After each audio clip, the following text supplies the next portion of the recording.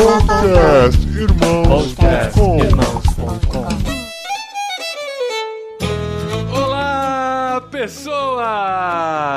Podcastirmãos.com, Jetlag entrando no ar. Eu sou o Paulinho, estou aqui com o Gustavo Borges, que hoje vai trazer alguém da família para conversar aqui com a gente. Pois é, nepotismos à parte, eu sou o Gustavo Borges e hoje eu estou aqui com o Cleuber, que há 20 e tantos anos aprendi a chamar de primo. Olá, pessoas!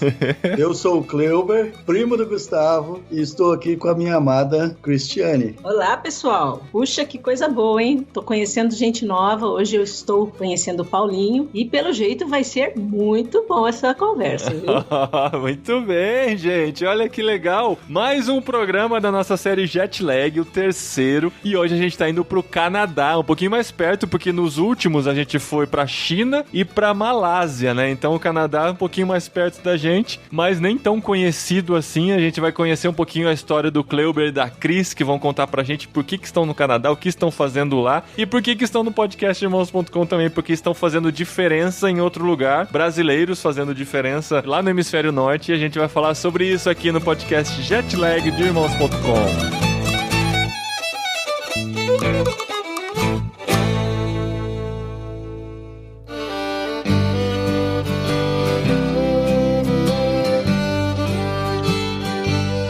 Estamos de volta, né, Gustavo? Tá vingando o podcast? Pois é, tá vingando. E hoje com um jet lag um pouquinho menor, né? Só 3 horas de diferença. Isso já tá fazendo uma diferença enorme na agenda. Pois muito mais fácil conseguir gravar. Todo mundo tá gravando num horário humano, né?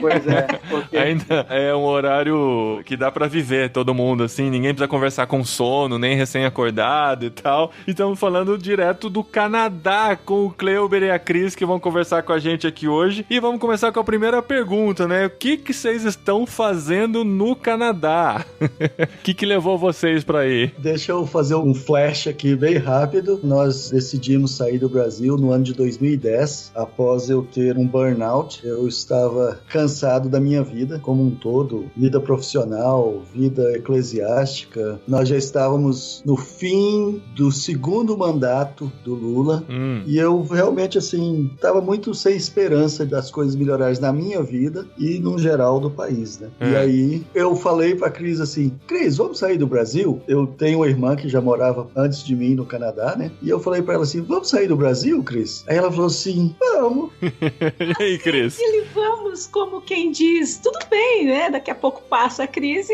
e ele esquece. Ele tava tenso com toda a situação, você falou, vai que falar vamos, ele sossega um pouquinho, né? Calma, fica mais light. Mas se eu bem me lembro, esse seu sim aí começou uma jornada que não foi tão simples quanto ir na embaixada e emitir um visto, de longos anos até chegar o dia da mudança, não foi? Levou 3 anos até que nós pudéssemos de fato pisar no Canadá. A nossa opção foi procurar, né, o visto de residente permanente, né? Que não é fácil, nem um pouco fácil, que nos planos não era vir simplesmente pra tentar, né? A gente queria vir pra dar certo, vir pra morar mesmo. E o Canadá não é muito fácil de visto não, né? Tem gente que diz que é até mais difícil que os Estados Unidos, até pra visitar. Eu tenho um amigo meu que foi negado o visto dele pra visita, ele deixando toda a família que ele ia sozinho, ele não conseguia entrar. E tem outras histórias de pessoas que tentaram ir pro Canadá até pra morar e não conseguiram esse visto, né? Pra vocês foi difícil também? Nós primeiro tentamos o visto para o Quebec, e o Quebec, ele é uma província diferente do resto do Canadá, de cultura francesa, né? E o povo lá é muito, assim, focado. E num dos critérios da imigração, pedia que se o meu diploma universitário fosse mais velho do que 5 anos, eu teria que ter 1 ano de experiência de trabalho na área de formação. E eu não tinha, né? Eu nunca trabalhei na minha área de formação. Que foi qual? Ciência da computação. Oh, parceiro meu. É nóis. Nós três, né, cara? Verdade. Só faltou a Cris. A Cris também, Cris? Não, então tá bom. E os 3, nenhum tá na área, né? Diga-se de passagem. Detalhe. No meio do curso, eu parei e dei uma olhada assim. Todo mundo que eu conhecia de informática, ninguém era perfeitamente são. Um bom Aí eu falei, diagnóstico. não quero. Eu não quero isso pra minha vida. E você sabe que essa área é uma das áreas que mais tem ouvintes de podcast, viu? Então a gente não pode falar mal deles, não. Não é mal, não. É questão Porque do geralmente perfil. essa galera, eles são tão diferenciados, digamos assim, que eles conseguem trabalhar, programar, ouvindo podcast, né? Então... Não. Na velocidade 1,5. Exatamente, daí pra cima. Mas eu creio que todos eles vão concordar comigo que TI é uma profissão muito estressante, né? Uhum. E eu decidi que eu não queria aquilo pra minha vida naquela época. Então eu nunca trabalhei, eu desisti do curso no meio do curso e eu terminei porque um professor meu e a Cris falaram assim: por que você não termina o curso? Você vai ter um diploma universitário já. Depois você só faz um mestrado, faz uma pós na área que você quiser e toca a sua vida. Uhum. E assim eu fiz, né? Eu terminei o curso para ter o diploma, né? Eu já tinha investido meio curso já, era aluno de federal, então eu terminei. Mas aí eu nunca trabalhei na área e aí o meu visto foi negado imediatamente a partir do momento que o cara viu que eu não tinha a experiência necessária. Olha só. É muito interessante porque ele devolveu o pacote de documentos e em cima de todos os documentos veio o checklist dos critérios, né? E tinha marcas em todas até o critério experiência na área. Nossa. Dali pra baixo ele nem checou mais. Caramba. Ele não viu que eu tinha na época a certificação PMP, que ela é internacional e ela tem um prestígio muito grande no mundo de projetos. Foi um choque, principalmente na escola que a gente estava estudando na época, numa escola de francês, porque todo mundo achou que nós não teríamos a menor dificuldade de conseguir o visto. E nós paramos assim um mês, ficamos atordoados, tomamos um mês para poder decidir o que fazer. E depois desse um mês nós resolvemos, ok, vamos tentar a província da minha irmã, né, que aí era uma província em inglês. Tivemos que mudar toda a estratégia, né, e estudar inglês e melhorar o inglês até a gente poder aplicar. Pois é, e hoje olhando a história, ouvindo aqui o Kleber falar, na verdade, nós tínhamos mudado a direção. Deus tinha nos dado a direção para vir para o Winnipeg, foi a primeira ideia, mas aí nós nos encantamos pelo francês, por Montreal e tal, e nós mudamos. E de repente, nada do que nós planejamos deu certo, e assim que a gente aplicou para vir para o Winnipeg, né, onde a minha cunhada morava, o visto saiu assim, de uma forma que levou menos de 6 meses. O Olha visto. só. Podemos fazer uma DR ao vivo aqui? Vai, vamos lá. Estamos aqui pra isso. A gente julga, vamos lá. Isso é o que a Cris pensou agora, né? Eu já vejo que foi a mão de Deus nos conduzindo a aprender o francês primeiro. Isso se deu porque a Cris tinha uma grande dificuldade com o inglês. Ela teve um trauma na 5ª série com um professor de inglês. Caramba. Não entrava inglês na cabeça dela. Né? Nossa. E aí um dia eu tava pensando na vida, pensando no nosso projeto de imigração, e eu pensei assim, poxa, eu já li um artigo que diz que a 3ª língua é muito mais fácil de aprender do que a 2ª, porque o cérebro já aprendeu a pensar diferente. Uhum. E aí eu falei, eu já falo um pouco de inglês, que tal se a gente fosse aprender francês? Para a Cris seria mais fácil, porque o francês é mais fácil, é uma língua latina, então a Cris seria a 2ª língua dela e a 3ª minha, e nos daria mais pontos, porque nós falaríamos as 2 línguas do Canadá. Uhum. E aí nós fomos, nos encantamos com a escola de francês, havia uma propaganda muito forte para vender o Quebec, né? Em Curitiba existe centenas de curitibanos que já foram exportados para o Quebec, graças a essa escola. A hora que você falou vender o Quebec, eu imaginei o pessoal vendendo aquelas botas Quebec. Não, mas é vender... Entendi, agora entendi, tá? E aí eu vejo que Deus permitiu que nós aprendêssemos o francês, gostássemos do Quebec. Nós visitamos Montreal em 2012, porque a Cris falou, eu não vou sair do Brasil para ir morar num cartão postal, que eu só conheço por cartão postal. Uhum. Então nós fomos, foi muito massa a viagem. Vocês tinham filhos já? Só para entender o contexto, vocês têm filhos? Não, nós não temos filhos. Tá. Essa não é uma bênção que nós tivemos. Uhum. Temos outras bênçãos, mas não essa. Certo. Eu fiquei com todos pra mim na família.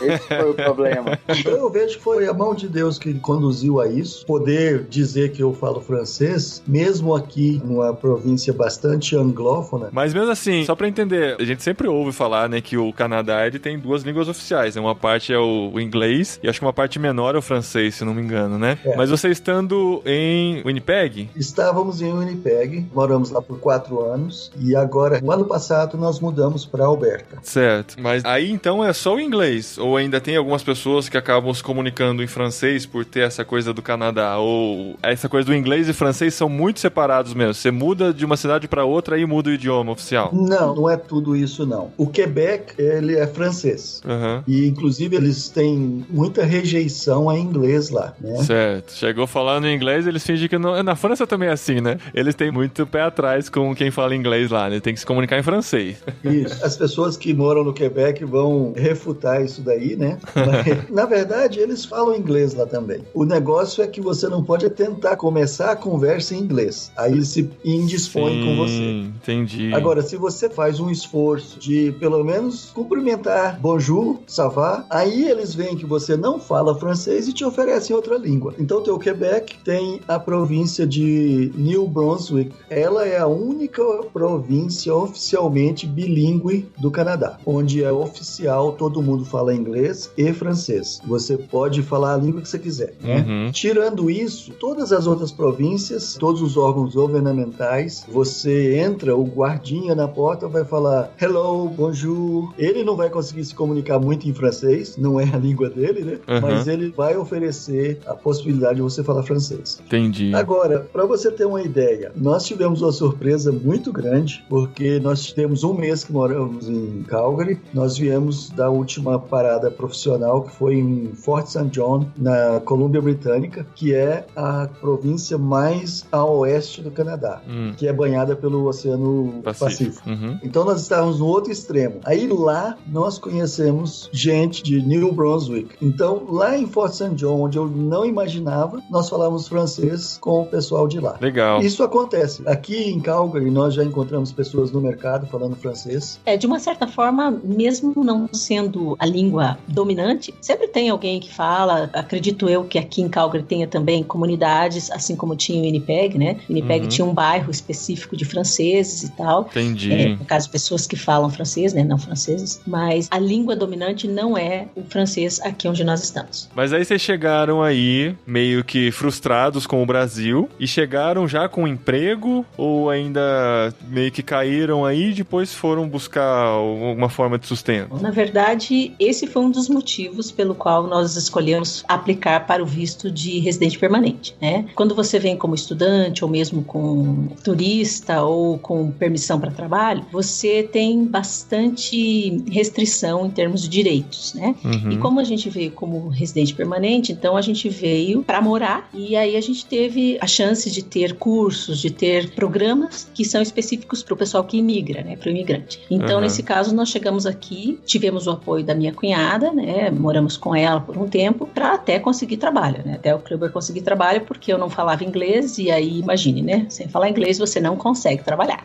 Uhum. Esses programas que vocês fizeram, né, de adaptação, eram programas do governo ou eram ONGs que ofereciam? É bem interessante. São ONGs que oferecem, mas elas são financiadas pelo governo. Todo o material da ONG, por exemplo, vai levar o símbolo do governo do Canadá, vai levar o símbolo do ministério que cuida da imigração, né? Bom, então vocês chegaram no Canadá, já com visto tudo certo, tudo legalizado, foram morar lá na casa da irmã, foram acolhidos pelo governo canadense. E aí, Cleuber, como é que foi achar emprego? Cris, como é que foi aprender a falar inglês? Bom, aprender a falar inglês foi por conta do governo.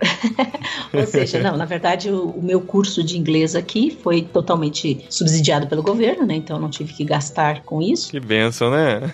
O meu primeiro semestre foi full time, né? 7 horas de estudo por dia, 5 dias na semana. E você ainda tinha esse bloqueio? Você chegou com um bloqueio aí que você tinha da infância? Ou já tinha quebrado um pouquinho? Não, eu tenho ainda o bloqueio. Eu ainda tenho alguns momentos assim que fica difícil, mas enfim, hoje eu já me sinto bem mais confortável, já entendo muito mais, já consigo me comunicar, né? Então...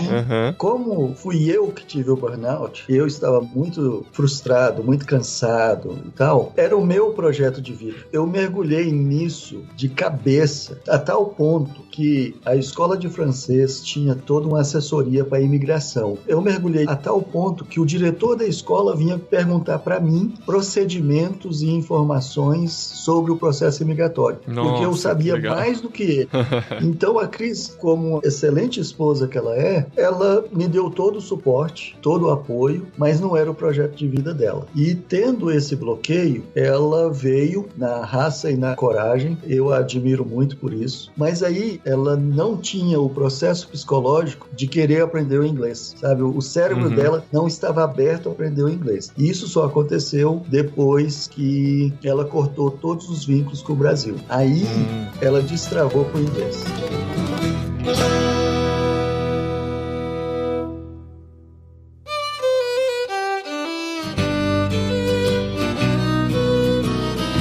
Eu queria só entender uma coisa, porque assim, vocês foram pra ir porque vocês estavam passando algumas dificuldades emocionais por aqui e estavam tentando viver uma nova experiência que trouxesse novos ares pra vida de vocês, como família e tudo. Só que aí, vocês, diferente dos outros dois que já passaram aqui pelo jet lag, vocês chegaram com essa visão de tentar viver a vida, viver uma nova vida, meio que deixando pra trás o passado e começando de novo, né? Só que, no meio de tudo isso, algumas coisas foram acontecendo incomodando vocês, que fizeram vocês entender que existia um propósito maior de chegar aí no Canadá. Queria que vocês contassem um pouquinho esse lado da história agora. Então, a nossa primeira experiência, vamos dizer, missionária, ocorreu quando nós finalmente pisamos aqui, né? Nós chegamos numa quinta-feira. E é importante dizer que vocês não foram com essa intenção missionária, né? Isso que a gente que precisava deixar bem claro. Vocês até não quiseram que colocassem esse peso em vocês, né? Eu não estou indo como missionário, eu estou indo porque eu quero tentar a vida no Canadá, certo? Exatamente. Para vocês terem uma ideia, nós chegamos a fazer um dia uma oração de consagração na igreja, porque nós seríamos missionários na Inglaterra, né? Olha só. Tínhamos uma agência que queria levar a gente para a Inglaterra como missionários, conversamos com o nosso pastor, oramos com a igreja e depois disso não aconteceu. Mas para vir para o Canadá, nós nunca falamos assim, eu e a Cris vamos fazer missões lá no Canadá, vamos evangelizar a América do Norte. Nós trabalhamos a questão cultural, a questão profissional, a questão conjugal, mas não havia questão missiológica.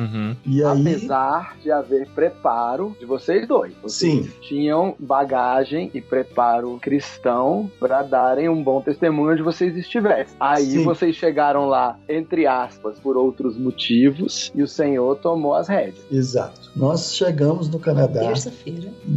A Cris está dizendo que é terça-feira, então eu vou concordar com ela. Dia 23 de setembro de 2020. Foi 24, não foi não? 22, Agência do Brasil. Então tá bom. Numa terça-feira nós chegamos no Canadá. Na sexta-feira nós já estávamos nos envolvendo com o primeiro ministério. Não chegou nem no domingo ainda, já estava envolvido com a igreja. Não, foi antes.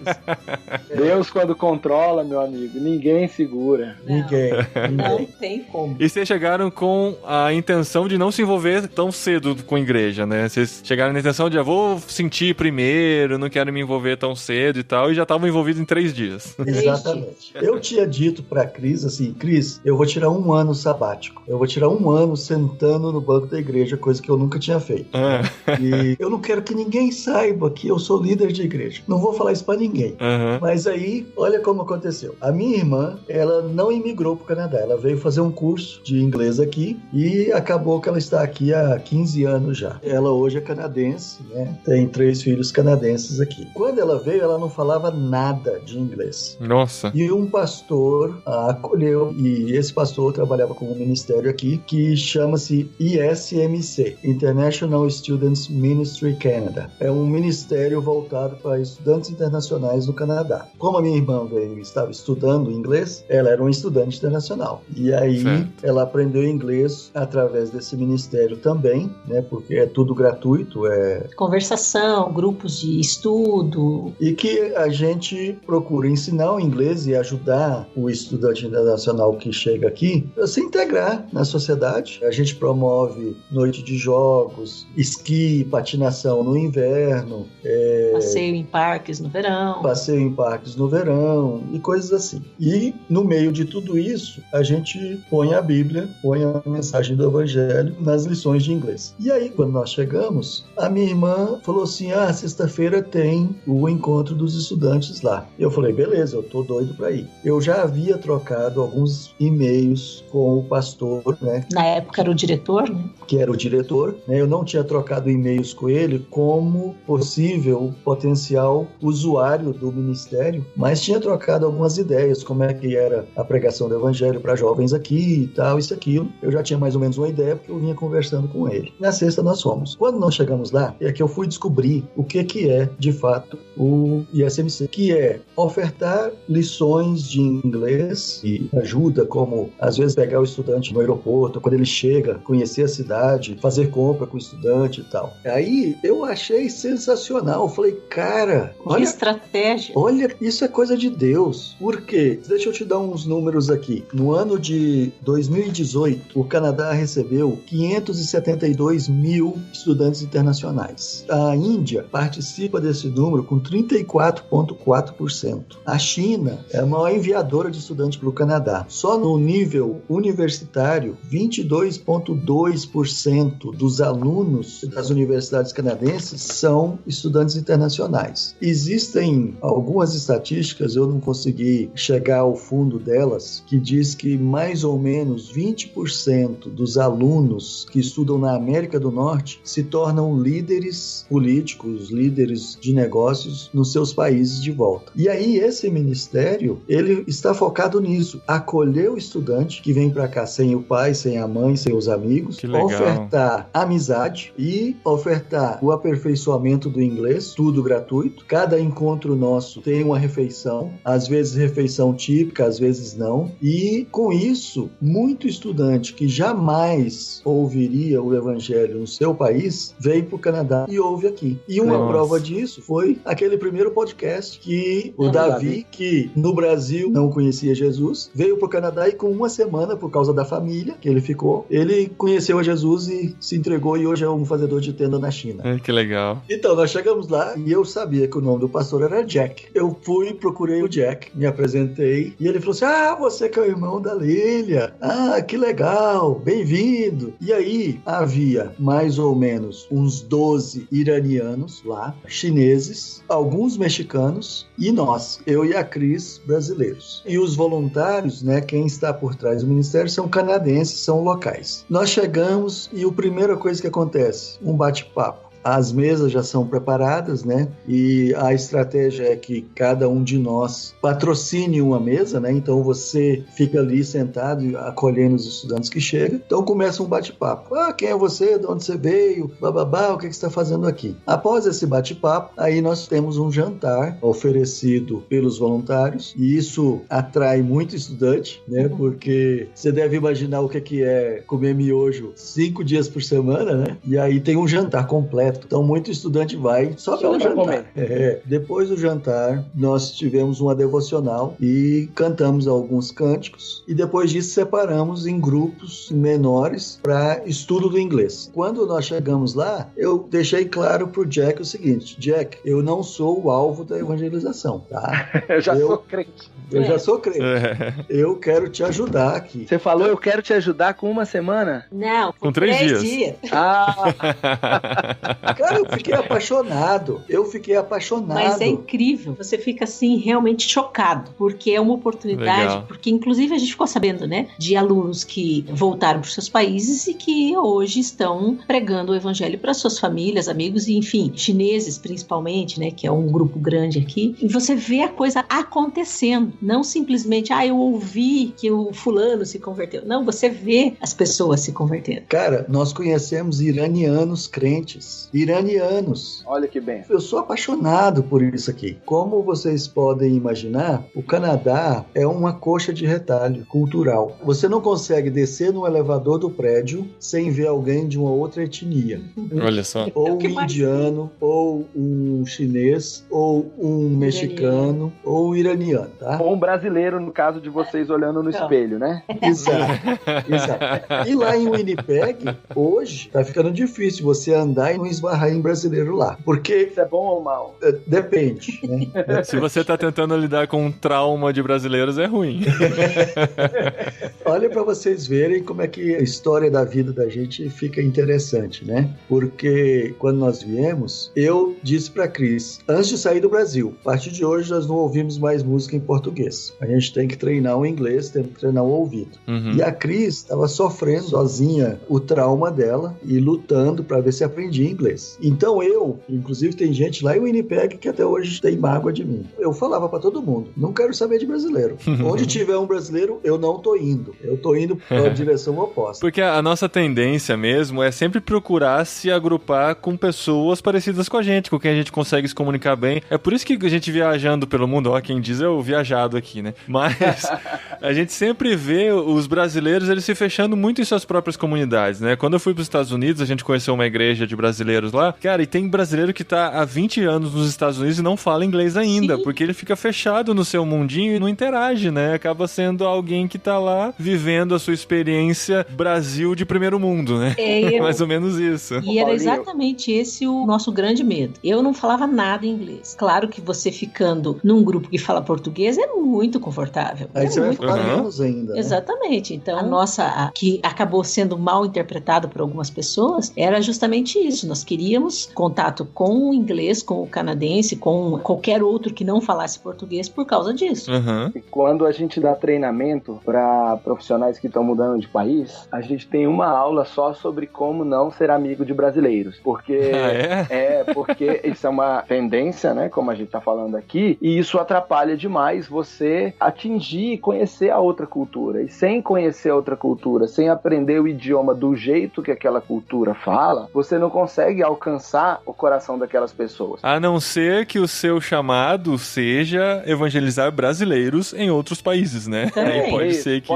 Pode ser. Mas eu queria contar que quando eu mudei pra Argentina e comecei a aprender espanhol, a minha professora de espanhol, ela me perguntou assim: Gustavo, você quer aprender a falar o espanhol internacional, que toda a comunidade latino-americana vai entender, ou o espanhol argentino mesmo aqui, rasgado da rua? Eu falei, eu quero aprender o espanhol argentino rasgado da rua, porque eu vou conversar com argentinos, não rasgados, mas enfim, nem da rua, mas argentinos na rua, entendeu? E o fato de eu aprender o espanhol na Argentina dos argentinos me ajudou muito a me conectar com aquele povo. De forma que hoje, tem mais de 10 anos que eu voltei a morar no Brasil e ando em outros países da América Latina, as pessoas ainda perguntam por que eu sou um brasileiro que falo igual um argentino? Porque eu aprendi a falar do jeito daquele povo específico. Interessante. E aí vocês então ficaram buscando esse contato com os canadenses, né? E o emprego, né? Você chegou, fez o contato com a igreja, mas vocês foram pra trabalhar aí também, pra conseguir emprego. Os dois trabalham hoje ou só o Kleuber? No momento, nenhum dos dois. Nenhum dos dois? Nenhum dos dois. Cidade nova. Estamos de férias. Eu achei que vocês tinham mudado por causa do emprego, mas não. Não. Eu fiz isso nos últimos 3 anos, né? Pra você ter uma ideia, hoje eu e a Cris conhecemos mais Canadá do que 60% dos canadenses conhecem o Canadá. Uau! Nos últimos 3 anos, nós passamos por 7 cidades. Eu tive a experiência de trabalhar mais ao norte, mais próximo do Círculo Polar. Fazendo o que mesmo? Gestão de projetos. Mas que projeto no norte do Canadá? Construção de estrada. Ah, pensei que era de iglu. Não, de estrada. Isso quando não congela, né? Tava esperando essa. Foi por isso que demorou a acontecer o podcast. Você estava pensando na piadinha, né? Não, porque desde que eu fotos que você mandava pra família de urso polar, barulho de lobo e gelo até não poder mais, eu falei, rapaz, só pode estar construindo iglu pra algum povo no norte do Canadá. Quando nós chegamos, Paulinho, houve um momento muito tenso, né? Porque eu tinha formação universitária, pós-graduação, falava inglês, tinha uma certificação internacional, tinha experiência em gestão de projetos e eu não consegui emprego por 6 meses. Uau! Estava no plano, né? Assim, foi contemplado, né? Era um risco que nós corríamos, então estava contemplado, nós tínhamos dinheiro para isso, mas eu não achei que seria tão difícil. Dificilmente um estrangeiro é contratado no Canadá sem que antes tenha tido o que eles chamam de experiência canadense. E é a experiência do ambiente de trabalho canadense. Certo. Aqui existe muitas diferenças culturais em relação ao Brasil. Então, se a pessoa hoje ela tentar conseguir um emprego antes de ir pro Canadá, vai ser muito difícil. Muito difícil. Pelo LinkedIn ou por qualquer outro site de empregos, dificilmente vai ser chamado até para entrevistas. Na verdade, esses casos acontecem raramente. O cara tem que ser muito, muito bom. A empresa tem que querer muito ele para forçar essa barra. Até porque eles não vão convidar você para vir trabalhar aqui se tem canadense, digamos assim, preparado para isso. Então eles dão preferência, lógico, para o canadense, né? Existe uma propaganda no Brasil que é assim, o governo canadense tem um lugar para você no Canadá. Isso é um pouco mentiroso, tá? Né? Se você pensar, a província inteira do Quebec tem menos pessoas do que a cidade de São Paulo. E o Canadá tem um território, acho que é o segundo maior país continental do mundo. E tem pouca gente, não foi ocupado ainda o Canadá. A experiência canadense é uma experiência que você vai ter em ambiente profissional. Então ela você pode conseguir sendo voluntário, por exemplo. Certo. Esse é um outro fator cultural interessante, né? Eu ousaria dizer que todo canadense, em algum momento da vida dele, fez algum trabalho voluntário. Eles têm esse espírito voluntário mesmo, de servir. Olha, tem a cultura do voluntariado, né? Começa já na escola. Aqui, as crianças, por exemplo, da 5ª série, elas são voluntárias para cuidar do trânsito na entrada da aula. Então, você chega perto de uma escola, tem lá as crianças de colete, com a bandeirinha na mão, ficam no semáforo, apertando o botão para o estudante passar na hora que abre o sinal. Por exemplo, as escolas organizam um mutirão de limpeza na primavera. As crianças do bairro vão limpar o bairro, as famílias se unem, vão atrás das crianças. Enfim, a cultura do voluntariado aqui ela é muito forte. E aí você pode, como imigrante, adquirir a experiência canadense sendo voluntário. Todos os brasileiros que nós conhecemos foram voluntários de alguma maneira. E aí... Você também foi voluntário? Fui. Eu trabalhei como assistente administrativo num hospital perto de onde a gente morava. Isso antes de conseguir um emprego? Isso, antes de eu conseguir um emprego. Então você meio que foi forçado a fazer o seu trabalho voluntário para pegar a experiência profissional canadense, né? Basicamente todo imigrante é meio forçado, sabe? Porque... tem que passar por isso. É o círculo da Tostines. Você não consegue emprego porque não tem experiência canadense. Como é que você tem experiência canadense se você não tem emprego? Aí é com voluntariado. Cris, você também se voluntariou? Como é que foi a sua experiência? Eu fui voluntária no primeiro programa que nós participamos, né? Que recebemos todas as informações sobre, por exemplo, o sistema de trânsito lá da cidade, algumas questões de lei, né? O que você pode, o que você não pode, enquanto cidadão, né? Não enquanto imigrante. Enfim, os primeiros passos, né? Aí meu primeiro voluntariado foi lá. Aí me voluntariei também, é um festival que eles fazem lá em Winnipeg, também participei, né? Ajudando, trabalhando lá. Você também já conseguiu um emprego aí, apesar de agora vocês estarem numa fase sem emprego? Sim, eu já trabalhei aqui o ano passado todo. Desde que eu cheguei de volta de 2016, eu comecei a trabalhar. Voltando do Brasil em 2016, pelos 3 meses que eu fiquei aí, quando foi justamente onde destravou muita coisa, porque eu, né, tive a decisão de vir morar aqui, né, não acompanhar e sim morar mesmo, né, e aí a coisa mudou. Mas que empregos você teve, por exemplo? Só pra ter uma ideia. Você era professora no Brasil, né? Pra ser professora aí tem a dificuldade da língua. Exato, e daí eu pensei, bom, eu não quero ser professora aqui porque a minha primeira língua não é o inglês e, poxa, 21 anos trabalhando como professora, dá pra tentar alguma outra coisa? Então, eu já trabalhei em restaurante, cozinhando, né? Já trabalhei em campo com o Kleuber, quando ele estava trabalhando remoto, né? Eu fui também... fazendo iglu. Isso, ele estava fazendo iglu e eu tinha que fazer comida pra quem estava fazendo iglu. Então, eu participava da cozinha também. Aí trabalhei agora numa loja de doces, que era uma tentação. Ai, horrível aquele lugar. Nossa! Aí também trabalhei como flagger, né? Que é o controlador de trânsito, que foi quando eu trabalhei também com o Kleuber, na mesma empresa, na construção que eles estavam fazendo, então eu fazia parte da equipe dos controladores do tráfego, né? A Cris teve urso cruzando a estrada na frente dela. E eu tipo olhando pro bicho, olhando pra mim, tudo bem, né? Aí você levantou a bandeirinha por ele, pode passar, pode passar. Que nada, nada, só fiquei olhando pra ele.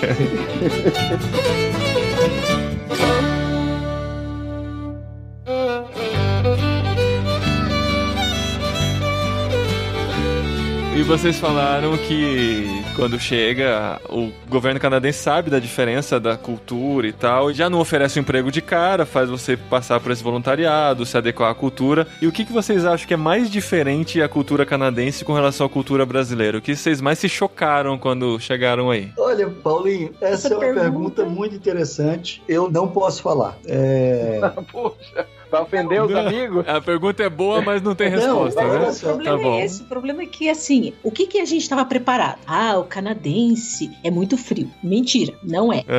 O canadense tem hora pra chegar, hora pra sair, e que você tem que agendar tudo, não sei o que. Também não existe. Não existe. Não, aí é que tá. Eu sei te dizer se isso é uma exceção que acontece conosco. Pois é. Né? Porque vocês são muito simpáticos, né? Muito amigáveis. Seu sorriso, né? Convence todos de mudar de padrão cultural. Eu não sei, eu só sei que, por exemplo, nós estávamos aqui, o primeiro mês que nós chegamos aqui no Canadá, uma pessoa chegou, um canadense, chegou, nos convidou, não nos conhecia direito, assim, né? Tinha sido algumas vezes nos visto, nos convidou pra jantar na casa deles. Eu e o Kleber olhamos um pro outro, tipo, hã? No primeiro mês? Já? Como assim? Cara, você faz isso? Agenda com mês de antecedência, das 2 às 4, nada disso. Um grupo que foi lá em casa uma vez, todos canadenses, nós chamamos eles pra jantar lá conosco, aí preparamos o jantar, cada um trouxe alguma coisa, que também é bem comum, né, cultural, e aí, beleza, né, pensei, bom, 6 horas começa, 8 horas não tem mais ninguém, a gente limpa a cozinha e vai dormir, né. Pois olha, eu tava abrindo a boca, dando tipo, né, aquela dica, filhos, vão embora porque a gente tem que dormir. 11h30 da noite e eles estavam lá ainda. Não todos, mas assim. Então, assim... O choque foi que o choque não existiu. Exato. Na verdade, existiu, porque eles são curitibanos, né? Então, esse tipo de coisa é estranho pra eles. Boa, muito boa. Essa foi toda. Muito boa. Então, Paulinho, no nosso caso, nós não tivemos dificuldades de integração, mas isso eu vou pôr na conta da igreja. Daquela com que você não quis se envolver durante um ano, né? Que você achava que não tinha mais o que fazer na igreja. Ela que te serviu da melhor maneira quando você chegou aí. Olha só, enquanto você falou, eu tive um insight. Eu não queria relacionamento com a igreja institucional. E a igreja que nos sustentou e tem nos sustentado até hoje é a igreja, o corpo de Cristo. Essa nos sustentou desde o primeiro momento. Pois é, nós temos andado que nem andarilhos por aqui e é incrível você conseguir perceber o que é ser pertencente à família de Cristo. Onde você chega, você vai à igreja, você vai ouvir a palavra, aí as pessoas se aproximam de você como se você fosse conhecido há anos e te trata como se você fosse assim, tipo, você viajou, chegou de volta, sabe? Coisas que eu fiquei impressionada. Então, resumindo a história, vocês saíram do Brasil feridos, digamos assim, procurando uma nova maneira de viver, uma nova realidade, começar do zero. Acharam que iam chegar aí meio que cuidar da própria vida e se virar. Exato. E no fim das contas, vocês já chegaram se envolvendo com o ministério, já chegaram se envolvendo com a igreja, amam a igreja e ao mesmo tempo foram cuidados pela igreja, né? Que vocês inicialmente queriam até evitar. Pois é. Pois é. Paulinho, mas eu que conheço o Kleuber há muitos anos, porque ele é meu primo desde que eu comecei a namorar com a minha esposa, na verdade é primo dela, eu conheço ele desde muito tempo e ele sempre foi um evangelista nato. Ele sempre gostou demais de compartilhar o evangelho. Ele sempre liderou a igreja, por mais que isso talvez tenha levado ele ao burnout, ou parte do burnout dele. Ele sempre foi um líder, sempre foi alguém que procurou levar o evangelho de Cristo. E eu tinha certeza que quando ele chegasse no Canadá, isso aí ia acontecer. Eu só não lembrava que aconteceu com 3 dias. Mas como é que foi esse processo de evangelizar em um mundo multicultural, em um país tão diverso como o Canadá? A primeira coisa, para mim, no meu ponto de vista, é viver o evangelho. Não é falar, não é começar já tipo, meu filho é assim, assim. Não. O viver o evangelho faz com que a gente consiga perceber o que Deus quer. Ele faz a gente ser quem Ele quer que a gente seja. E aí a gente simplesmente vai se aproximando, a gente simplesmente vai se identificando com a pessoa. É interessante porque nós somos imigrantes, então a primeira igreja que nós participamos lá em Winnipeg, que nós participamos da fundação dela, ela foi desenhada para ser para imigrantes. Então, quando a gente decidiu participar dela, fazer realmente parte da igreja, porque nós estávamos frequentando a presbiteriana também, então a gente conseguia fazer os 2 cultos, que aqui os cultos são de manhã, né? E aí à tarde você fica livre, não tem culto à tarde nem à noite. E aí, naquela época, a presbiteriana tinha o culto de manhã, então a gente ia todo domingo, e à tarde era a New Horizons, que é a igreja internacional, né? E aí, então, naquela época dava para fazer, digamos, os 2 cultos, participar das 2 igrejas. Só que aí chegou um momento em que o grupo da igreja fez uma certa pressão para mudar também para o horário da manhã, porque é mais conveniente, né? Principalmente no inverno e tudo mais. E no verão também. Aí a gente teve que decidir. Aí foi a hora de dizer, não, peraí, o que a gente vai fazer, né? E aí o nosso pastor presbiteriano, pastor Matthew, ele falou para nós, olha, eu lamento muito dizer isso para vocês, mas eu tenho certeza que vocês serão bênção aqui ou lá. Então, eu quero saber onde vocês se identificam mais, onde vocês se sentem mais úteis, mais realmente instrumentos de Deus. Aí, na hora, foi dizer, olha, nós somos imigrantes, estando lá, nós temos mais aproximação de imigrantes, é muito mais fácil o imigrante olhar para nós e dizer, pô, eles estão aqui, são imigrantes, então deve ser um bom lugar para estar, né? E aí a gente falou isso, e o pastor falou assim, eu os abençoo em nome de Jesus, sejam bênção. E nós fomos. Então, assim, o que eu tento dizer agora é justamente isso, é viver o evangelho. Intencionalidade é uma palavra que tem dirigido eu e a Cris. Para você ter uma ideia, nós até já empreendemos aqui, nós tivemos uma pensão para ser a primeira parada de recém-chegados, né, de newcomers. Que legal. Era pensado para ser um local de estada temporária, né, entre 1 semana e 3 semanas, até que a pessoa localize bairro, escola, apartamento, casa, até que ela conseguisse se estabelecer. Nós tivemos o privilégio de hospedar lá em casa brasileiros, um monte, iranianos, americanos que vieram passear em Winnipeg, russos, espanhóis e colombianos.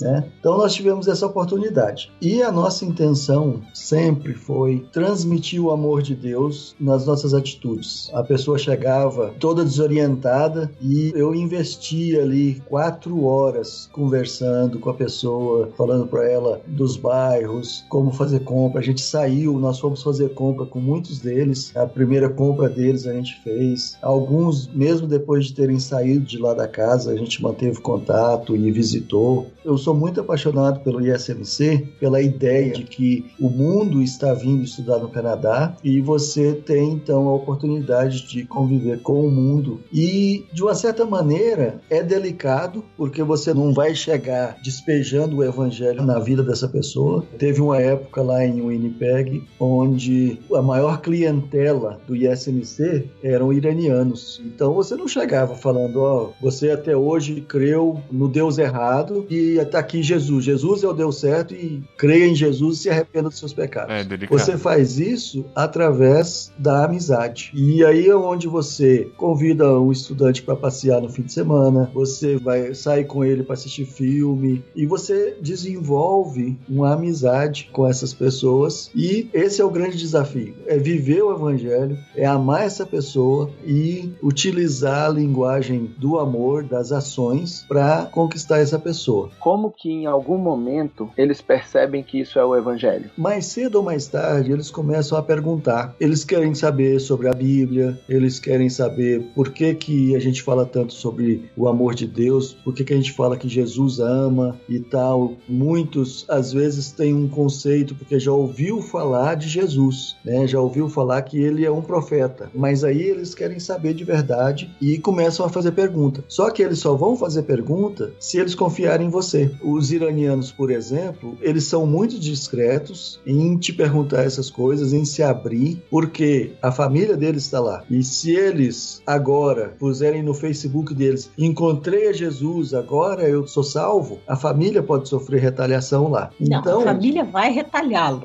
A família vai retalhá-lo. Uhum. Para ele ter essa confiança de que ele pode conversar esses assuntos com você, ele tem que confiar que você é um bom amigo. E aí é onde você tem que construir essa amizade. Eu e a Cris vivemos isso em Fort St. John. Essa história é bastante interessante. Nós estávamos fazendo compra, também estávamos lá, há 15 dias, 20 dias. 15 dias. Fomos fazer compra compra no mercado, fizemos as compras, fomos pagar e tinham 3 adolescentes na nossa frente atrasando o caixa, porque elas não sabiam as notas, elas não sabiam, aqui, por exemplo, não é oferecido de cara a sacolinha do mercado. Quando você passa as compras, o caixa vai falar assim, você quer a sacola? Aí ela te pergunta quantas e tal. Então as adolescentes estavam perdidaças. Eu cutuquei a Cris e falei assim, ai, adolescente, sempre atrasando a vida da gente.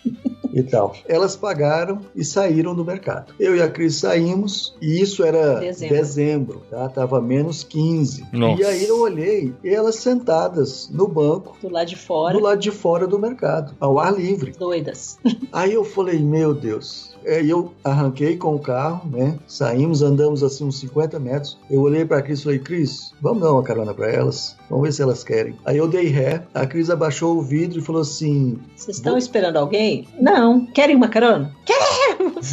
Aí elas pularam dentro do carro, sabe? Tipo, nossa, mãe. E aí nós descobrimos que eram 3 indianas. Que aquele era o 3º dia delas no Canadá. Nossa. Elas haviam acabado de chegar no Canadá, não conheciam nada, não conheciam ninguém. E eu falei assim, vocês têm amigos aqui? Elas falaram, não. Falei, se vocês quiserem, eu conheço 2 brasileiros que querem ser seus amigos. E elas falaram, quem? Nós. Eles querem ser nossos amigos. Que legal. E aí elas, nossa, claro, que legal. Já fizemos amigos e tal. Que legal. E até o dia de nós irmos embora, nós as levamos em casa umas 2 vezes. Nós as visitamos no dormitório da universidade. Inclusive, elas foram à igreja conosco em um domingo. Quando elas souberam que nós iríamos embora de Fort St. John, elas insistiram que a gente tinha que ir jantar com elas na noite anterior. A gente correndo que nem 2 loucos e elas, não, venham, por favor. Nós tivemos que, a gente fechou a mudança no caminhão e fomos para jantar com elas lá. Elas sabem que nós somos crentes. Nós as apresentamos para todo mundo que a gente podia na igreja. Quando elas estavam procurando trabalho lá na cidade, entraram em contato conosco, sabiam, né, que a gente ora, então pediram que a gente orasse por elas e tal. Uhum. Então é esse tipo de intencionalidade que a gente tem vivido aqui, que eu espero um dia a gente vai poder saber dos resultados que isso vai trazer na vida de alguém. Né? É isso que motiva a gente. É isso que é ser cristão. Exatamente. Parabéns, casal. A paixão de vocês é contagiante. A gente curtiu muito conhecer um pouco da história de vocês. E nossa oração é que vocês continuem sendo bênção onde vocês estão, nessa nova realidade aí. Que a gente continue esse contato. Obrigado por separar esse tempo para conversar com a gente. Obrigado pela oportunidade de compartilhar a nossa experiência. Quando o Gustavo falou, quero te entrevistar, eu falei, quem sou eu pra você entrevistar, rapaz? Mas é isso que a gente quer. Pessoas que vivem o evangelho onde estão e conhecendo essas realidades ao redor do mundo, sabendo que existem pessoas, brasileiros que estão em outros lugares, que estão vivendo suas vocações, estão trabalhando e estão fazendo diferença, transformando a vida de pessoas. E um dia a gente vai saber todos esses frutos aí que vocês têm conquistado para Jesus, sem dúvida nenhuma. Muito obrigado, gente. Obrigado, Gustavo, por mais esse tempo aqui, por mais esse programa. Pra mim é sempre um prazer. Eu já tô animado pra gente continuar a série e animado pra gente ir lá no céu, poder juntar todo mundo e ver os frutos de todo mundo e ver gente de todas as tribos, povos e nações louvando o Cordeiro. Amém. Olha, isso vai ser muito massa.